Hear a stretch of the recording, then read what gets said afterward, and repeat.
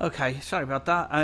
More problems, and then I forgot to switch both mixer and the microphone on.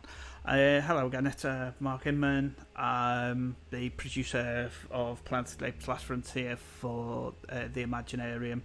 And today it's just a quick stream of Chapter 3 of Planet of the Apes.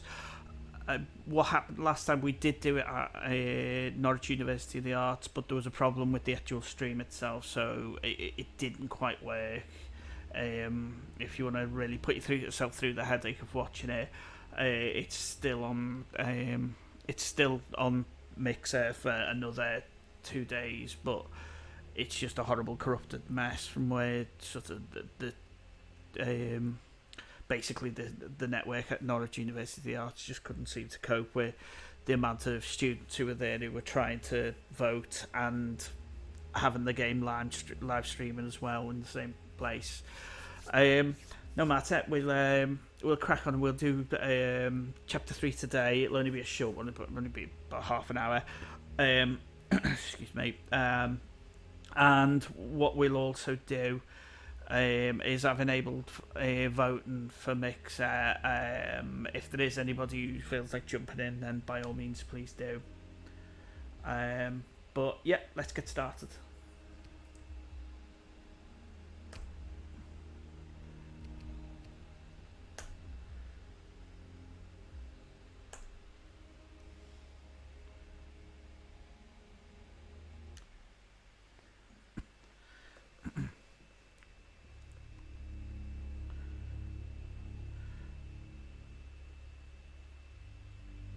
So we're picking up from at the end of chapter 2. Toller had just taken over the tribe from after the death of Khan, and was pushing to attack the town after they got into a standoff with the humans in the forest. And this is now the lead up to the apes now going to the town to attack it.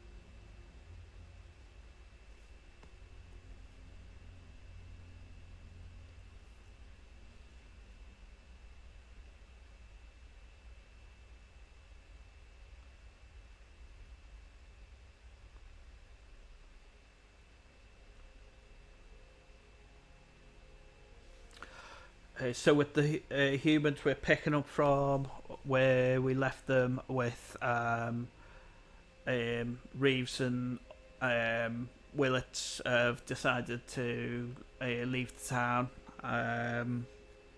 They're not happy with the way that Jess is running the town, so they've basically split. This is a short action sequence. All action sequences, if you remember from last time, have to be done by the player in control. There's no way for the voting to. There's no way for the voting to allow everyone to vote in time, but when you're only limited to about 2 seconds.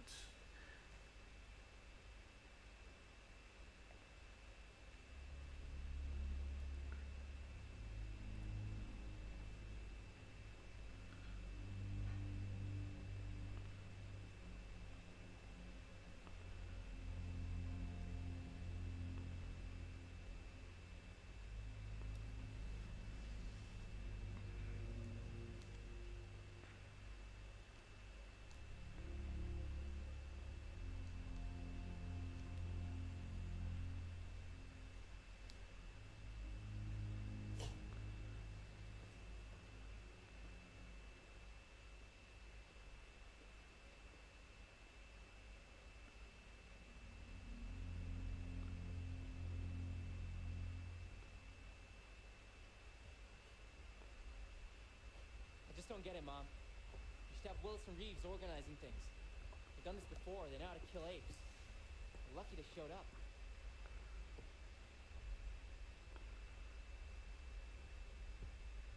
I don't trust them. And it's my job to keep the town safe.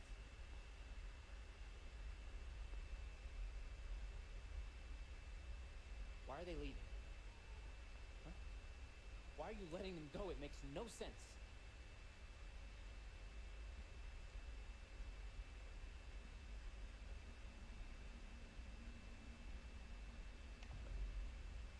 They're drifters. We have to make our own decisions. Just saying. Look. Before he got sick, Dad used to make the tough calls around here. And the town always followed him. Maybe people don't know if you can make those kind of decisions. Like with these apes. It turns into war. What are you gonna do?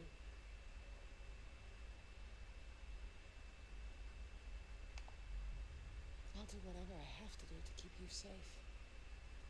To keep our home safe. Maybe you just gotta think, you know? What would Dad do?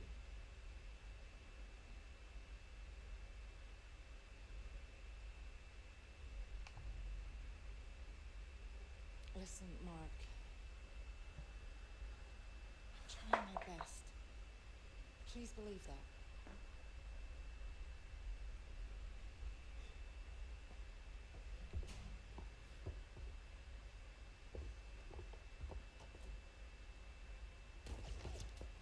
Mom?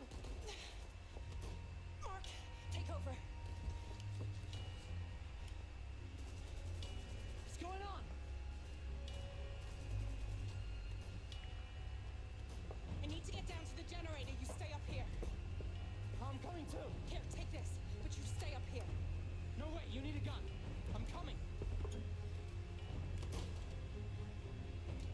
I'm telling you to stay up here. You keep ringing the alarm. If anything happens, you have a gun.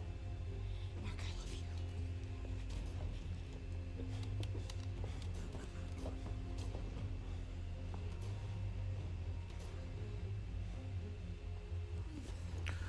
Another action sequence coming up.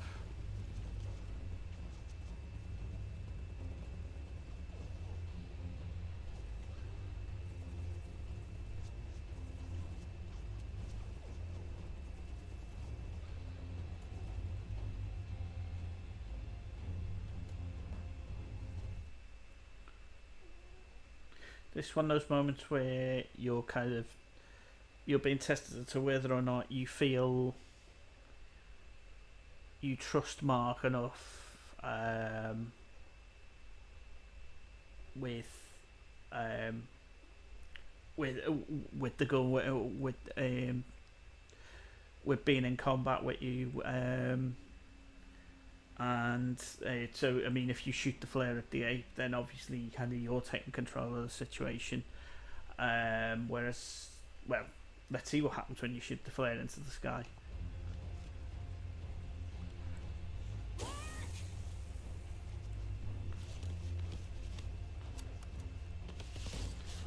So you're putting the responsibility in Mark's hand to be able to defend the town. Jess, I think we can get the generator working.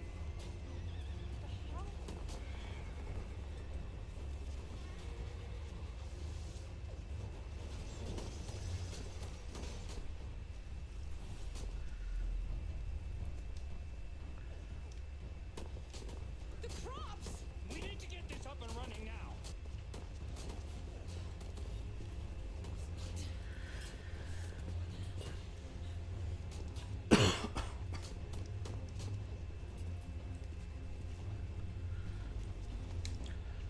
Yeah, this scene used to play out quite a little bit different. You were given a choice between basically not bothering to try and extinguish the fires on the crops and just help try to fix the generator. It turned into a bit more of a firefight at that point.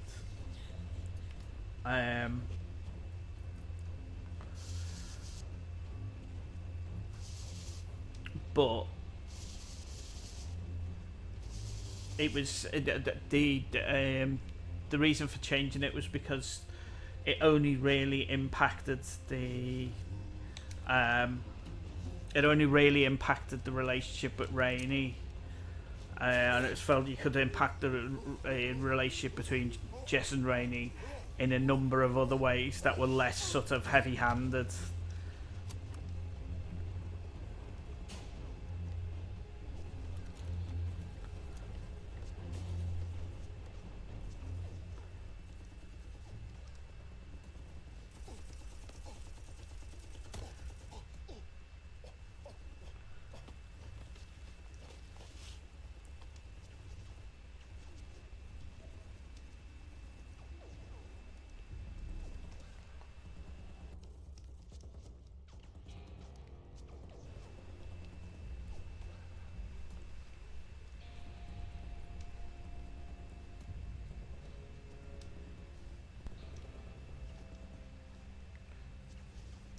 It's another one of the things about Steve Neebly's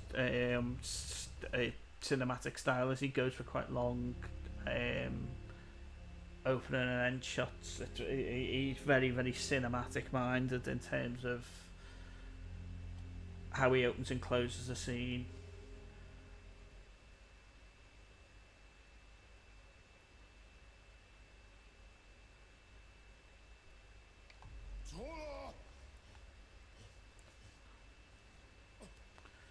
So I'm going for sticking all of this on Toller.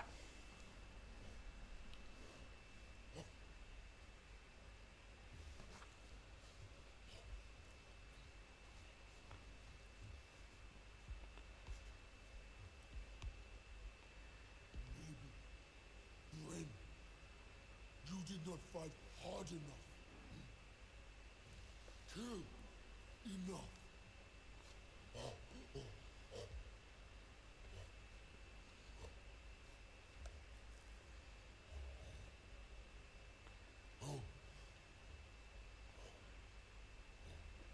Some really nice little touches, like the little wall engravings behind Toller there that you don't often notice.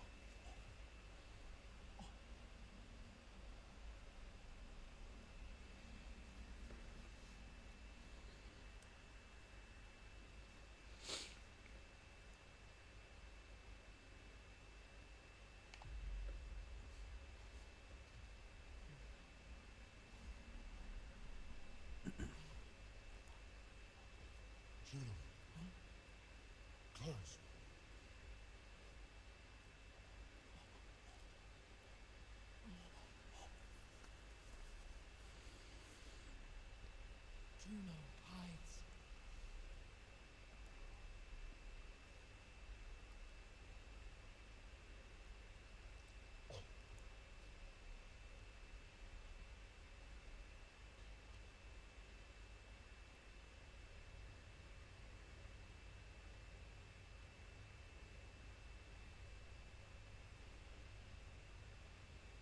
Juno.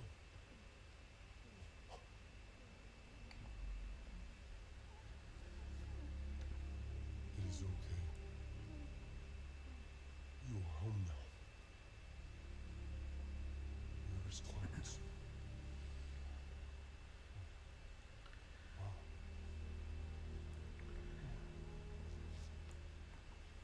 While all the decisions are do make a difference to the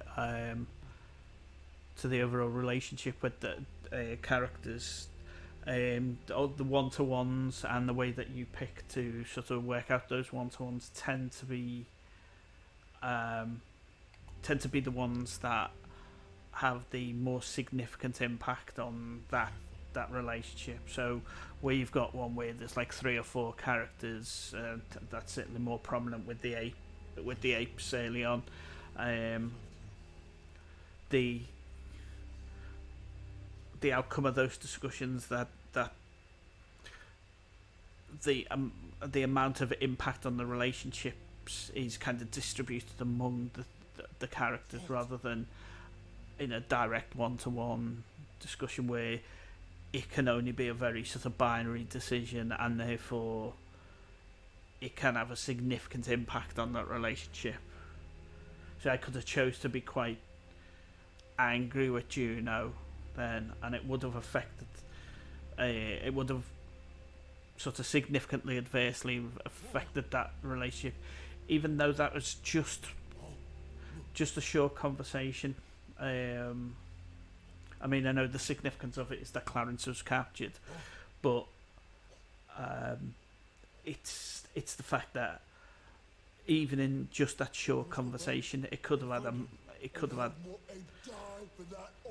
a significant impact on sort of how you and Juno see each other in the sort of the subsequent scenes and going on towards the end of the game.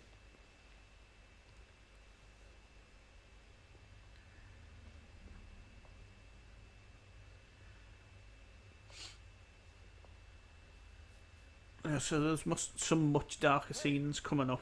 I mean, in terms of actual the tone, rather than the actual brightness of them. So just be fair warned, there is some challenging stuff that comes up over the next couple of scenes. Just need to ask this little fella some questions. What do you mean it can talk? Only one way to find out.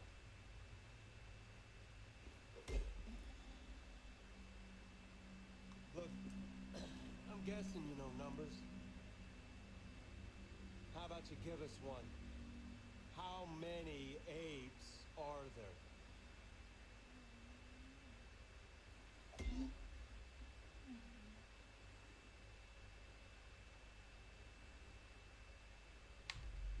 Alex, whatever you're doing, it's not working. Jess, here's the thing.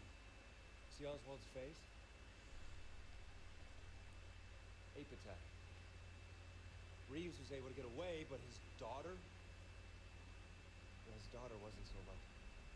Tore my little girl apart. 7 years old she was. A spitting image of a mom. It was all my fault. You see, we had an ape prisoner. We were too damn soft on it.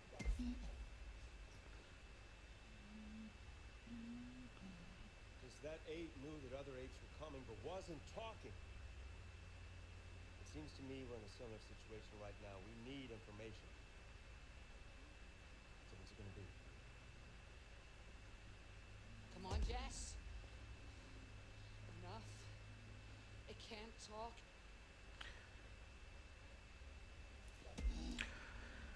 So one of the key things about this scene, almost more so than the effect the outcome of this conversation has on the group is it's one of those moments that gives you a little bit of insight into the background of certainly one of the well certainly for Oswald Oswald Reeves it gives you it gives you an insight into why he is the way he is with the apes. Although again, what's up for question is how true is his story. And whether do you actually believe that's the thing that made him the way he is, or is that just a false narrative almost to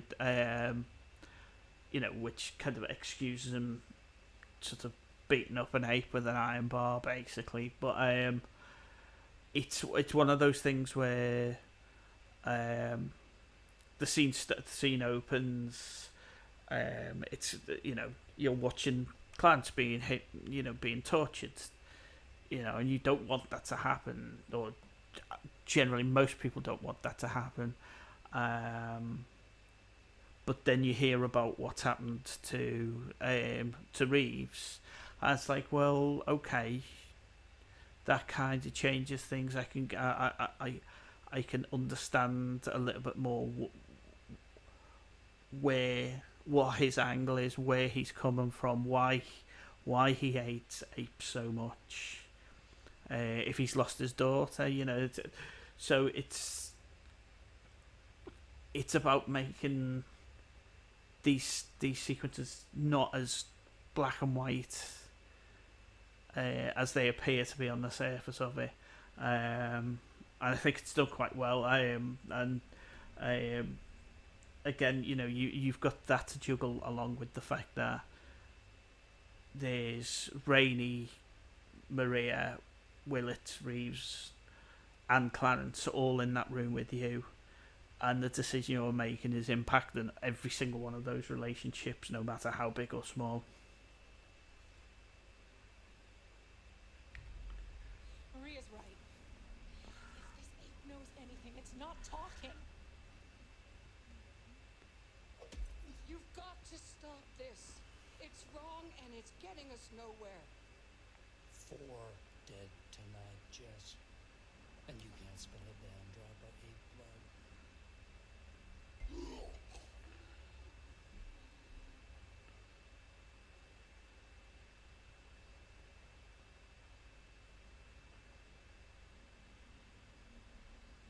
Willits Reeves, that's enough. You're going to kill him. And what good will that do?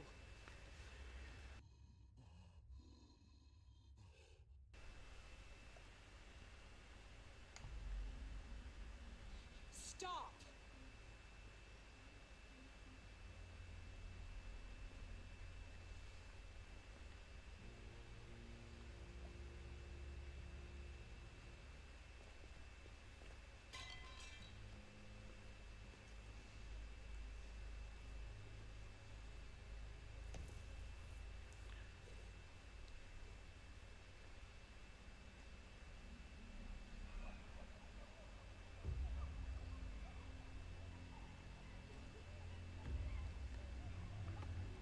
Today, Ape died at human hands.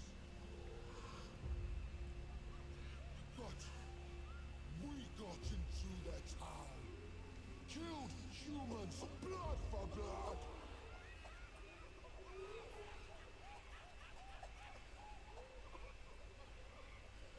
Human will seek revenge. Want to kill Ape? Hunt us down, kill us all. But this human mistake, because when they come, we will be ready! Obey Brutus, and victory will be ours!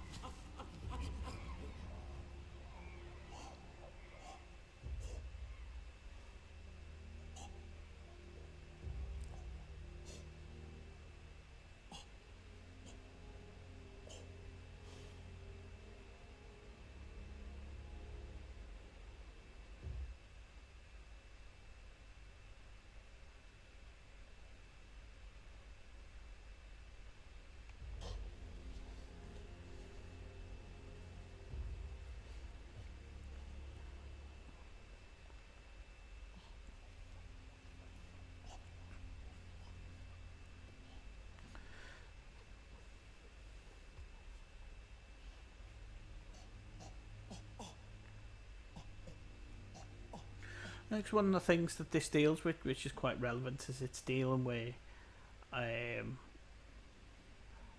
make you ask questions about whether or not you think something like a strongman leader is something that you should get behind, or whether you should be cautious of their approach, because and as Owaka's saying, they'll it's bloodlust. It's it's being seen to be sort of the tough guy. But is that going to work, or is it just going to cause more death, more problems for the tribe? Or is it kind of is it necessary? Is having that sort of that someone being who is prepared to talk tough but also follow it up with the actions, is that something that will help give the apes the position of strength over the humans, so that the humans don't are too threatened by them almost?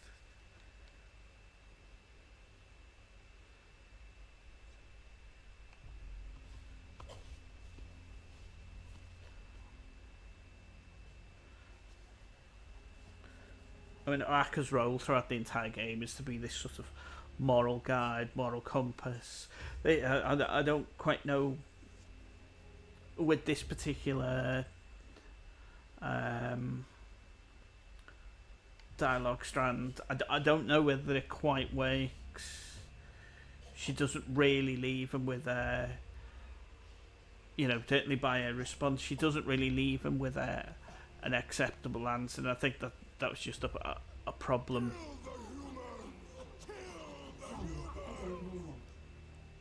I think that was just a problem of the dialogue when it was finally re-edited. I think some things got missed off because I don't think it gives the right answer there.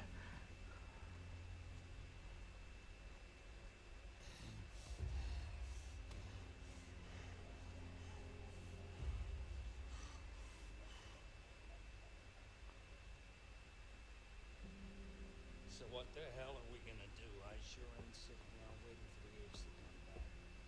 There's only one thing to do. Go after him, right?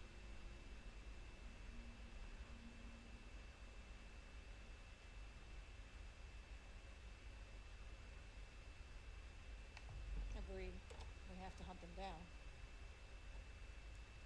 Oh, yeah? This how things get decided now?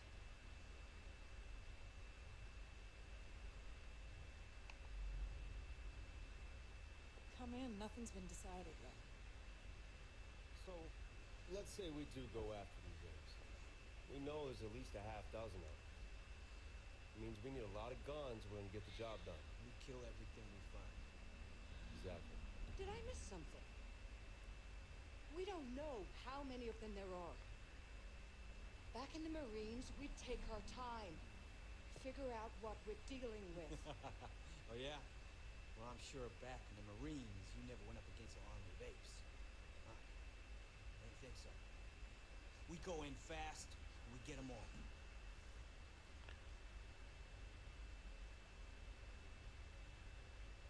There's a little bit of backstory, well, a little bit of insight into the backstory of Maria there, and kind of also explains why she's wearing the fatigues as well. Makes sense. If we hit them, we have to hit them hard. Let's take a vote. Who says we do a recon first?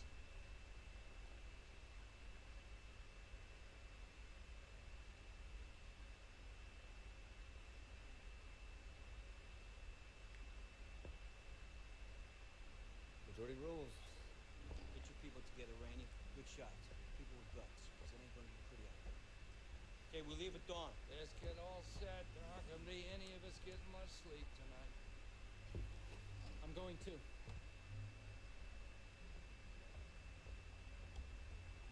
go? You go. You just stay close to me, okay? I'll check the horses.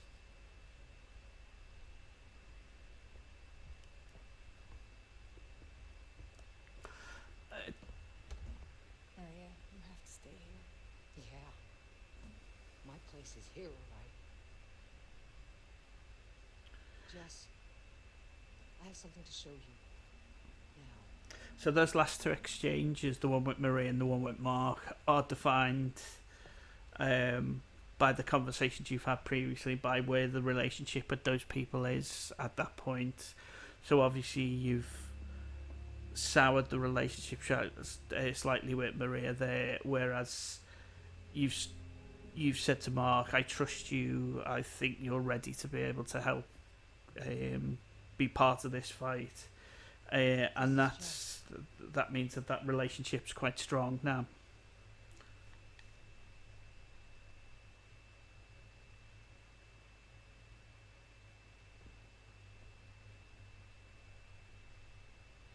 He understood what you said.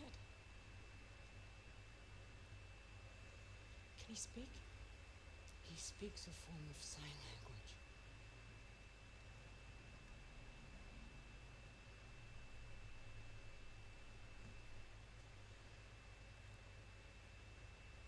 Rain comes.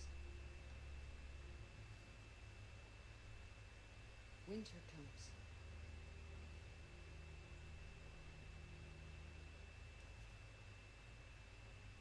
Apes want food. Apes need food.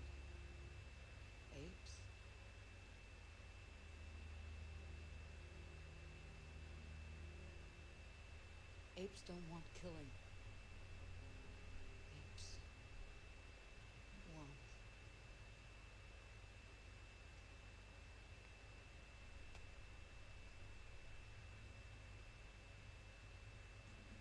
peace.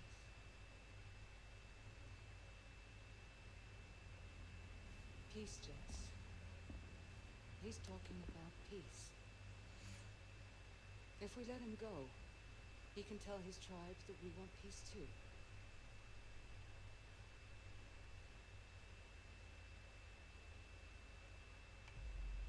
You believe him? If we let him go, we have a chance to avoid more bloodshed. Keep him. They'll just come back. It's war.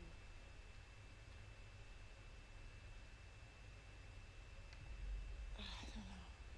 Jess. Mom, we're almost ready. I got your... Thanks. What's going on?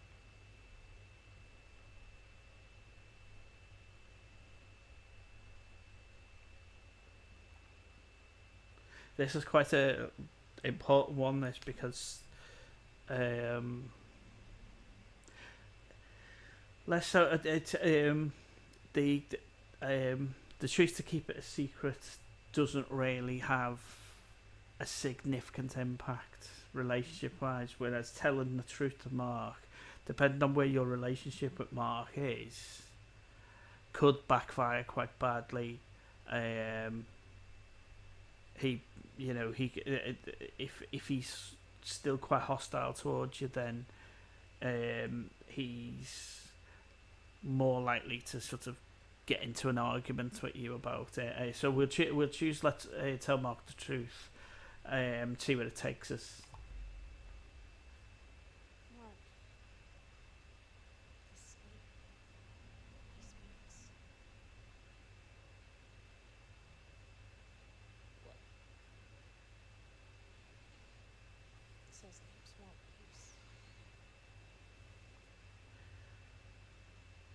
Not saying much now.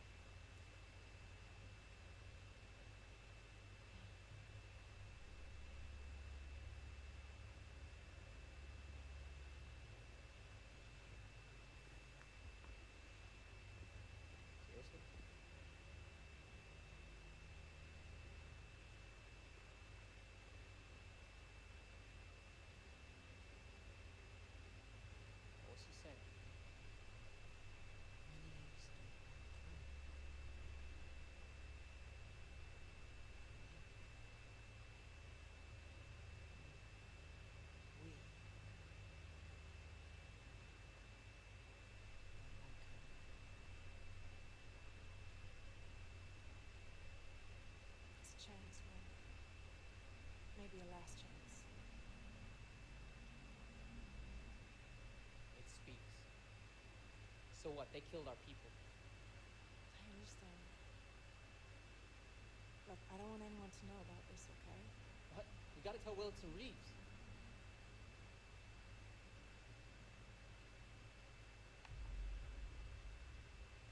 No. Let's just keep this between ourselves for now. Your call. We gotta go.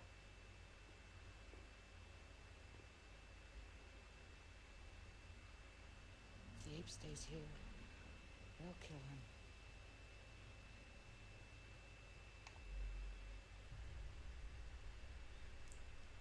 Okay. So that discussion with Mark can go a lot worse, and it ends up with you having a fairly sort of robust argument with him, and him walking off. You can understand why he doesn't trust the apes, but the fact that he's stuck with you, and so that your call shows that he's kind of retaining the trust that you're showing in him by not just kind of taking him on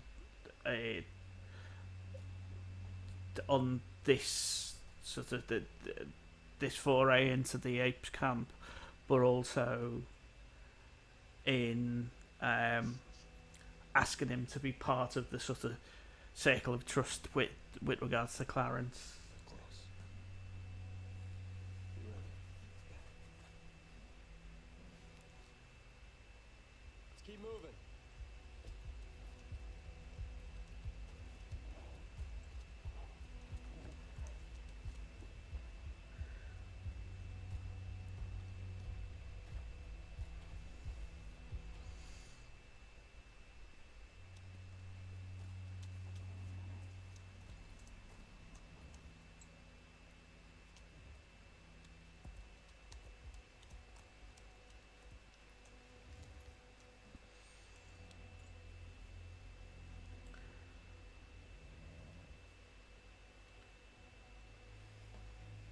It's fresh traps. Be alert.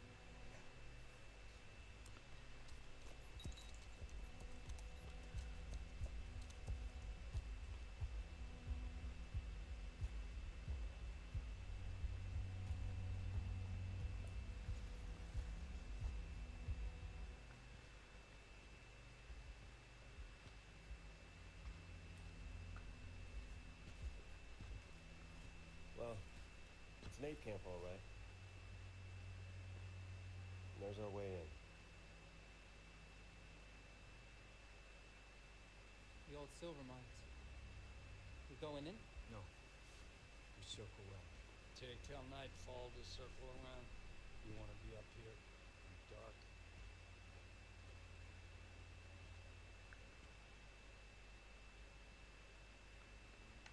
Rainey's right. It won't take too long. We'll go in that way.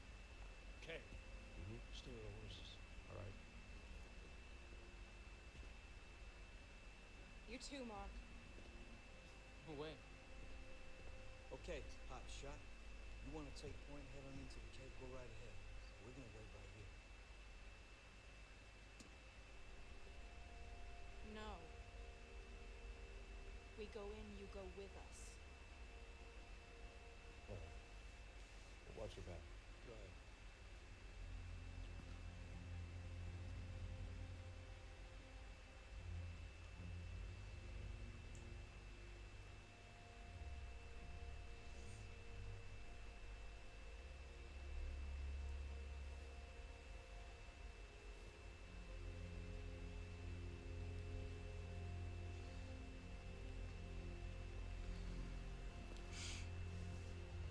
And the guy in the camo hat is Martin Alltimes, the director of the developer, the Imaginati. You get a better close up of him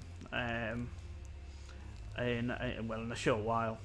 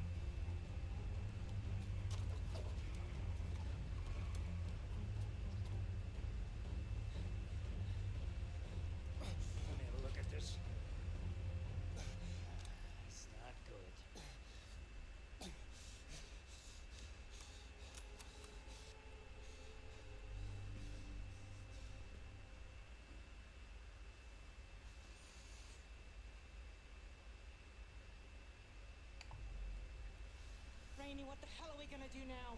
I don't know how far we can go with his leg. Now, I'm gonna have to snap it off. Ready? On three. All right. One. Good man. Okay, let's see if we can get you to stand.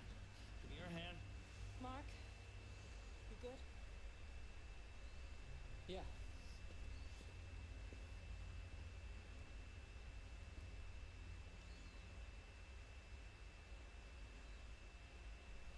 Rainey, seems pretty quiet out there. Maybe only chance to make a run for it. Yeah, maybe they're gone. Yeah. Try and make a run for the horses. Mom, I used to come up here with Dad. There's another way out. This is already bad enough. That's exactly where they want you to go.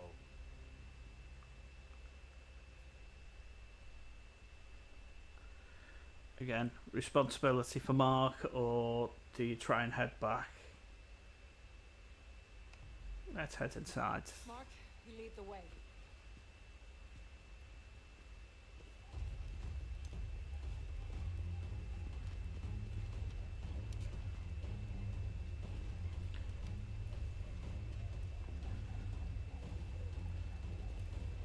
The alternative to that one is that you head back and they send Martin out to go and.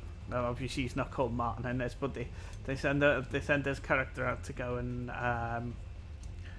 see if the coast is clear, and he just gets skewered with a big spear. Which, depending on how well we would get on with Martin at any one time, was what our choices would be in the game.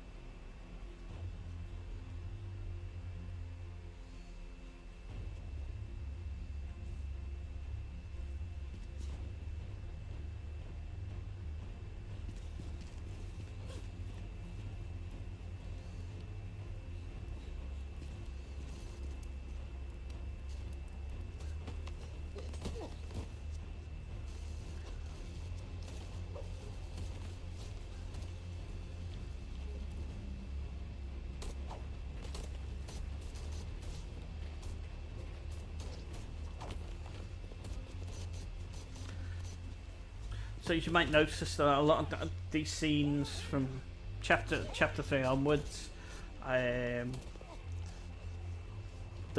the player takes control of both apes and humans within a single scene, which it's quite an interesting thing to have done, rather than kind of playing it from one side and then playing it separately from the other. You're getting to see the entire this entire instance unfold from both perspectives at the same time.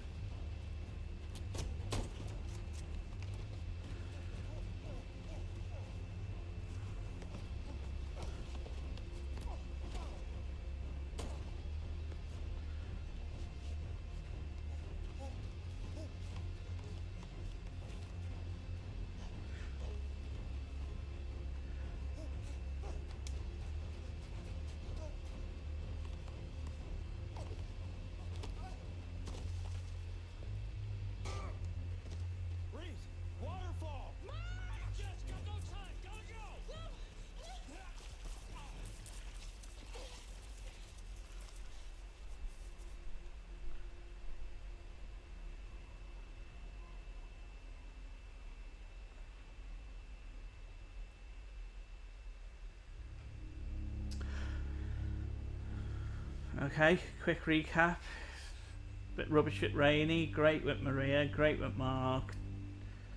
Willis doesn't like us very much.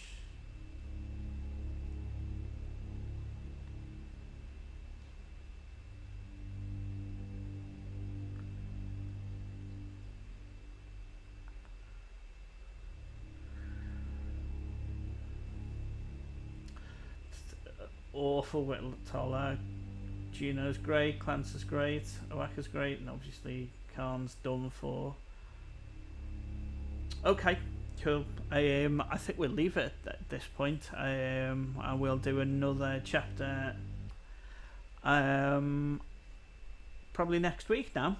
I'm hoping to get the second part of Stephen Coltart interviewed done. Hopefully by the end of this week and have that up and available on here and on the YouTube channel. Hopefully, and yeah, hopefully that should be the end of this week. So yeah, so that should come next, and then well, I'll do one or two things. I think what I'll do is I might then do the next chapter, or I might then put up the entire interview with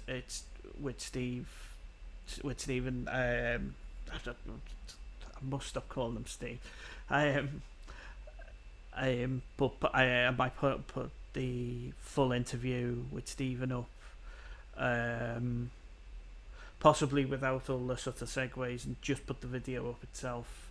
But we'll see. But one way or another, the second part will be going up of the interview first, and then either the full unabridged hour or so, or the chapter 4 of this. But that's it for now.